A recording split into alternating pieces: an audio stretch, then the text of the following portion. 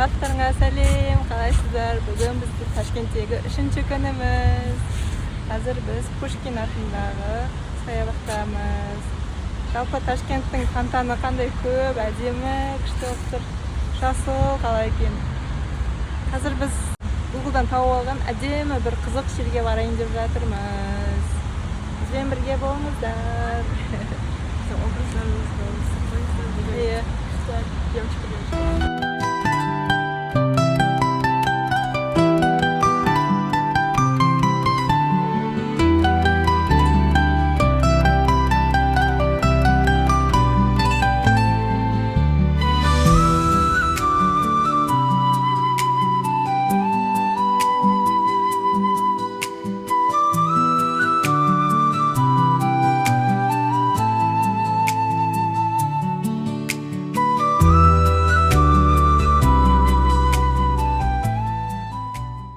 Biz қазір Мерекедеміз. Бұл қазір арнайы ашылған орта бар екен.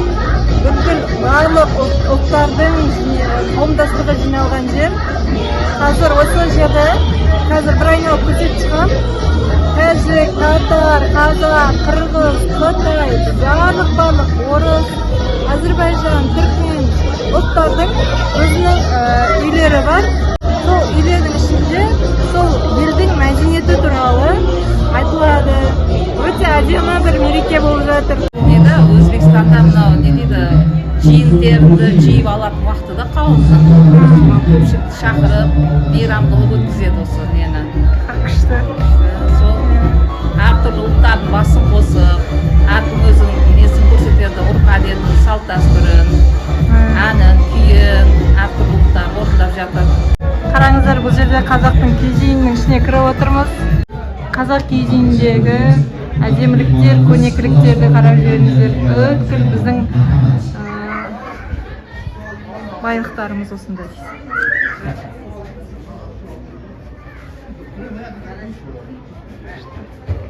Қарағандыдан келген қазақ қызы домбыра тартқалы жатыр осы мерекеге орай.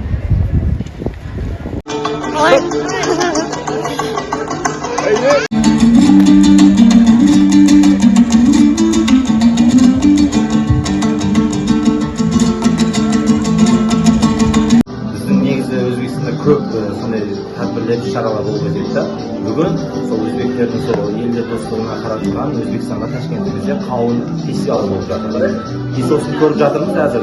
Фестивалға, мейрамға түрлі ұлт өкілдері келіпті. Біз сосын қазақ бауырларымыз көп екен. Сол сіздерді көріп қалдық. Арнайы Атырау қаласынан келдік деп айттыңыздар. Бізде Ташкентте қазақтар өте көп. Бостандық және басқа деген жерлерінде қазақтар өте көп. Көрген болсаңыздар, жанымызда қазақ балаларымыздың орталығы келген, қазақ қыздары, ағаларымыз, інілеріміз бәрі осы қазақтың орнаменттері, қазақтың ұлттық аспаптарында өзінің сол ырларын, билерін көрсетіп келе жатыр. Сосын сіздерге де қош келдіңіздер дейміз Ташкентке. Келіп тұрыңыздар. Барлық қазақстандық туғандарымызға, біздің балаларымызға сәлемдейміздер. Келіп тұрыңыздар барлықтарыңыз. Бұл жерге тек қана мереке уақытында келу керек па, әлде ашық бола ма әр кезде? Бұл жерге ма? Ашық болады. Ашық болады. Киіз үйлерде де ішінде адамдар болады. Көремін. Ол жерде болды, мына жерде жұмысханасы бар, сол ұлт өкілдерінің. Бұл жерде барлық сол 200-ден асу ұлт өкілі болатын болса, барлығының сол өзінің ханалары, кабинеттері бар. Бұл қосымша сол мейрамдарға арналған павильон ашылды. Ол жерде болады, енді әрдайым ашық болмаса да сол бәрі болмаса да арасында болады. Келіп айналып кетуге болады негізі. Бұл мерекелер туралы қай жерден білсе болады? Мысалы, туристер қай жерден біле алады? Туристер ма? Бір жерлерде шығарамайды? Жоқ, шығармайды. Барлығын бұл жерде күте бермейді да. Барлық жер бар ғой, әр жерде болады. Мереке өткізілетін үлкен. Түркмен залы. Шаңырақтың ішінде, киіз үйдің ішінде, ортасында шақ бар. Biz başkırtlar hem koyan nasıl özümüzde. Bizde hem ırklar var. Şimdi düşünemem. Anlayamam da. Anlayamam. Tamam, şey sıçpaya değil. Şey sıçpaya. Kemizge солай айтасыз ба?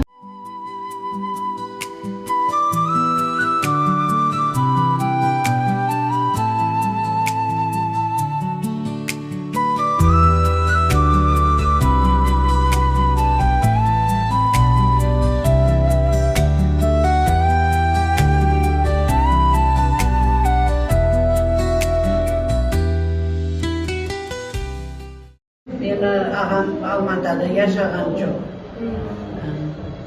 Kazakşan ben anlayma ama uzun.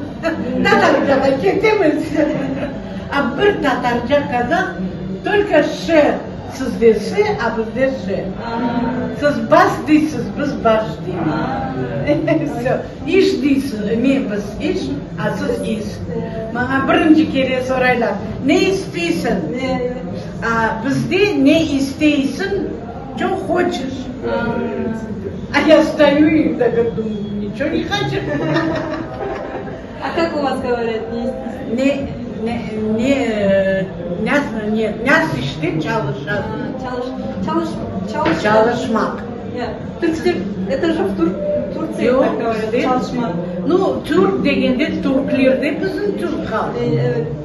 Onlar только gene de Greklerden almaşı Pers, Azerbaycanlardan, Azerbaycan, biz bir Türk halkıyız. Только разные ветки разных дерева, они тоже не одинаковые. Әдемі фестивальдан шығып, паркте демалып отырмыз. Күннің ыстығын паркте байқалмайды, иә, вообще. Жел бар, фонтанның суы бар, салқындатып тұрады ағаштар. Шөрсу базарына келіп қалды. Базардың атмосферасын көрейік деп келдік. Bir jana kurtu yok, camını yok. Göçteki cepleri. Biz adработанный, полезный. Kilo 60 mı? 60 sınır veren. En adınız güzelgisi, Новый Урожай.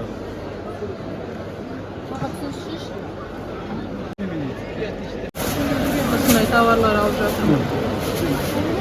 İlk parası 110 bin, bu 30 bin oldu. 140 bin, bu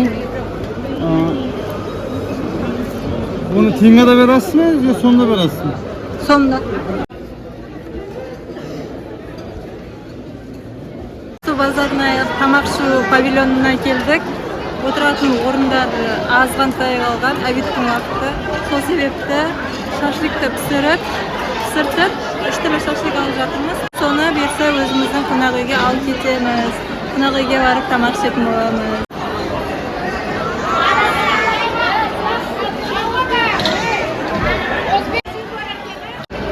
Қараңыздар, базарда мүмкін емес иіс. Барлық жерде түтін шашлик пісіріп жатырған.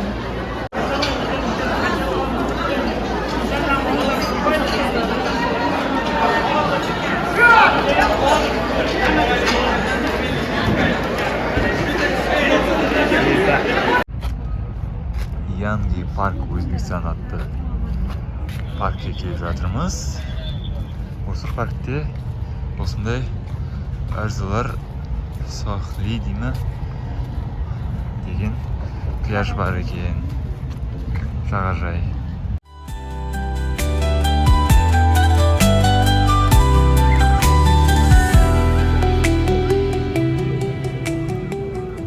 Крем жағып жатырмыз, күннен қорғайтын.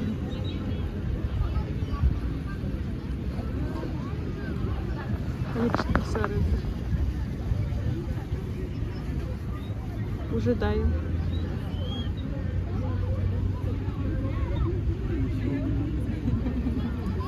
Ұйқыдан тұра салып та кругына алып кетті ғой.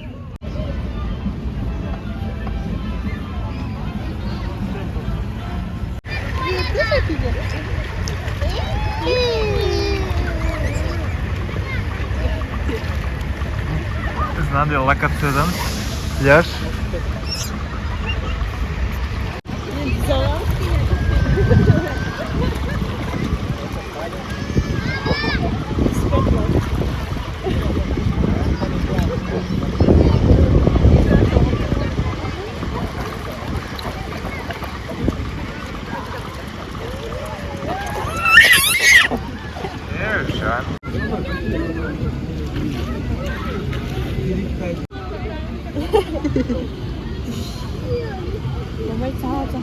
У каждого свой сок. Как всегда шикарно все. Как всегда шикарно все. Әкесі қызына осындай фри алып келді. Барлық балдар осындай фри жақсы көретін шығар, иә.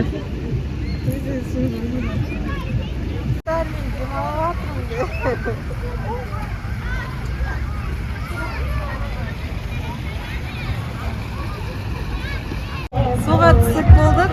Енді біз батутқа болайын деп жатырмыз. Міне батутымыз біздің. Қаласа испытание дейді енді орысша айтқанда. Ал сәттілік қыздар. Рахмет.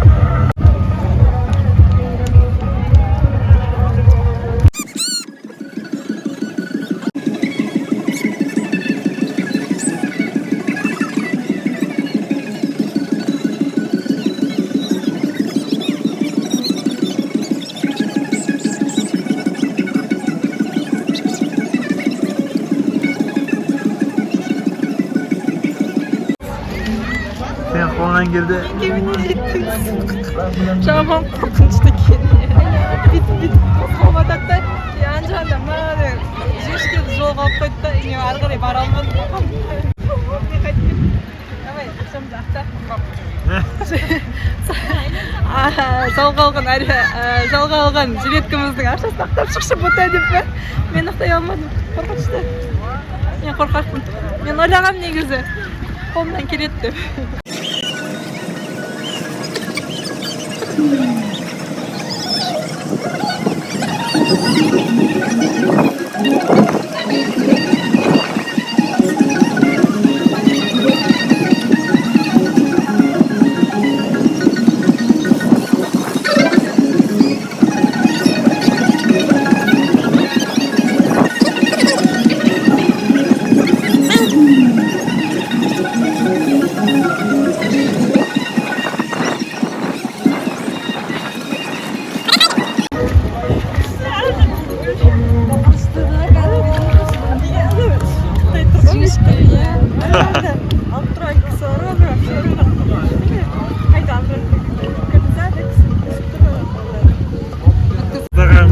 Детский жеткий алып, ақшамызды ақтайық кішкене.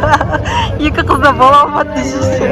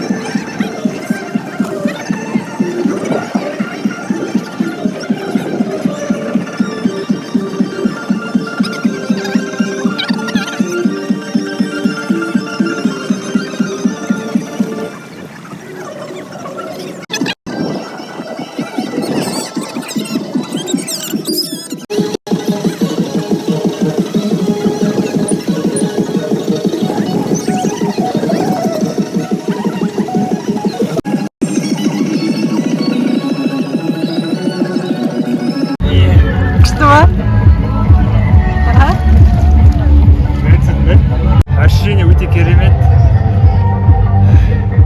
Испытание оңай болған жоқ. Бірақ енді сонда да орта жолда тоқтау болмайды, суға секіру болмайды, су салқын.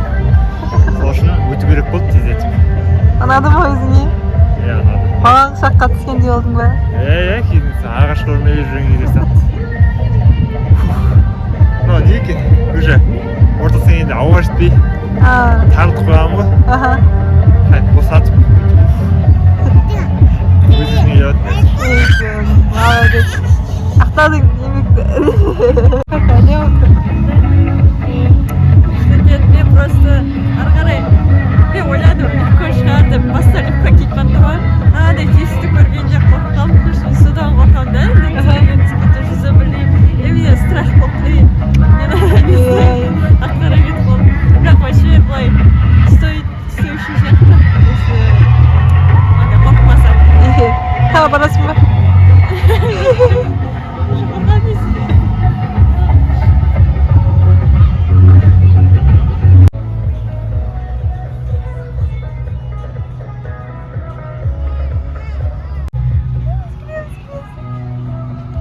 Aynen.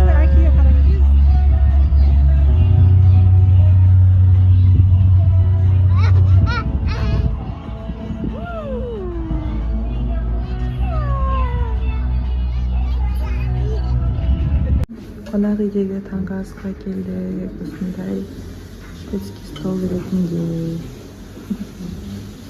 барлығы бар. күнделікті қиналыстар екен және де. Міне осылай шведский столда өзімізге керектіні таңдап алдық. Бізге ас болсын. Кешегі күн тұрып алдамыз. Қауын фестиваліне барған болатынбыз. Ол туралы ChatGPT-ден сұраған болатынбыз. 16 тамыз күні не болады, қайда барсақ болады деген кезде маған осындай Google-дағы жаңалықтан қауын мерекесі болатыны туралы жазған болатын. Бірақ уақыты жазылмаған еді. Сөйтіп біз таңертең баруды шешкен едік. Барсақ, как раз басталар уақытына жеткен екенбіз. Егіншілердің қауынның түрлерін барлығын жинап, барлығына дәм татқызып, мереке қылып атап өтіп жатыр екен. Қауындарына енді айтатын сөз жоқ, дәмді, сочный, мощный болды ғой. Мына жерден қауынның суы барлығы ағып, сочный екені көрініп тұрды. Және де қауынның сорттары, түрлері көп екен. Сонымен қатар ол әдемі бір жерде болды, айтшы. Қандай жер ол? Ол әртүрлі ұлттардың қауымдастығы, яғни сол жерде комитет, немесе комитет, сонда арнайы ұлт өкілдері туралы білуге болатын жер екен. Барлығы өте әдемі болды, әдемі мереке болды. Соған қатысқанымызға өте қуаныштымыз. Содан кейін шығып біз Чорсу базарына бардық. Өзбек колоритін көру керек дегеннен кейін барған болатынбыз. Видеодан көретін едік, барлығы сол жерде тамақ ішіп, әдемі деп көрсететіндерін білмеймін, бірақ базарды мен қатты ұната бермегендіктен ба болады екен баруға. Иісі деген күй жоқ, маған иісі ұнаған жоқ, шынымды айтайын. Тіпті тамақ пісіретін жерлеріне де барған кезде шашлықтың түтіні, адамның көптігі шаршатып жібереді расында. Біз сол жерде пісірілетін, дайындалатын шашлық пенен палауды өзімізбен бірге алып кеткен болатынбыз. Айта кетейік, егер сол жерден ішетін болсаңыздар, арзанырақ шығады екен, ал өздеріңізбен алып кетсеңіздер, ыдысына деп қосады, басқа баға айтып береді. Атақты кептірілген жемістерін де алдық. Жемістері енді шынымен құрты жоқ, түрінен, әдемі түрінен маған берген болатын. Сөйтіп базардан ішке келіп, тамағымызды ішіп, ары қарай жолға шықтық. Ары қарай біз аквапаркқа бардық. Ташкенттің сыртында орналасқан жағажайға бардық, паркте орналасқан екен. Ол жағажайдағы су қайдан шығады десем, жердің астынан шығатын су екен. Оны фильтрлеп, тазалап, әдемілеп жасап қойған екен. Ішінде аквабатут бар екен. Оның үстіне мінеміз деген менде дух күшті болған болатын. Мінем, ойбай, азаматты көндіріп, жаңа жилетті жалға алып, мен мінем деп қоймай барғанда біреуінен, екеуінен өттім дағын, артқа кері келдім. Сөйтіп жаңағы жалға алған жилеткамыздың бағасы құр кетпесін деп, азамат өзі кеткен болатын. Өздеріңіз видеодан да көрген боларсыздар. Қалай саған ұнады ма? Әсері қандай болды? Ұнады, өте керемет. Жас әсерде алдым, адреналин. Главный суға түсіп кетпеу керек болды. Өйткені су салқын. Кешкі уақыт болсын, уже сақындап тастады. Иә, біз төртте бардық. Уже аквабатутқа кірген кезде бір 6-7-лердің шамасы болған болатын. Су ол кезде уже салқын болды. Жел ұрып кетті. Тағы бір қызық жақ, мен дейтін обручалкамды жоғалтып алдым. Сөйтіп, сол күнді аяқтадық. Алла бұйырса, қонақ үйді тапсырып, ары қарай жолға шығамыз. Бізбен бірге болыңыздар. Барлықтарыңызға көп-көп рахмет. Влог ұнаса, лайк басып, комментарий қалдыруды ұмытпаңыздар. Осындай саябаққа кетіп қалдық. Корейский саябаққа келіп кірейін деп тұрмыз. Біздің қонақ үйге жақын жерде орналасқан екен. Өкінішке орай жаңағы корейский бақ, кореялық бақ жабық болды. Ары қарай кетіп бара жатырмыз. Не бар екен деп. Макеттеді. Қазғы ма кетіңіз? Ойбай. Аяқ астыларыңызға қарап жүріңіздер, осындай арықтар көп деп. Мен сияқты камераға түсіріп келе жатсаңыздар, сондай арыққа түсіп кетуіңіз мүмкін.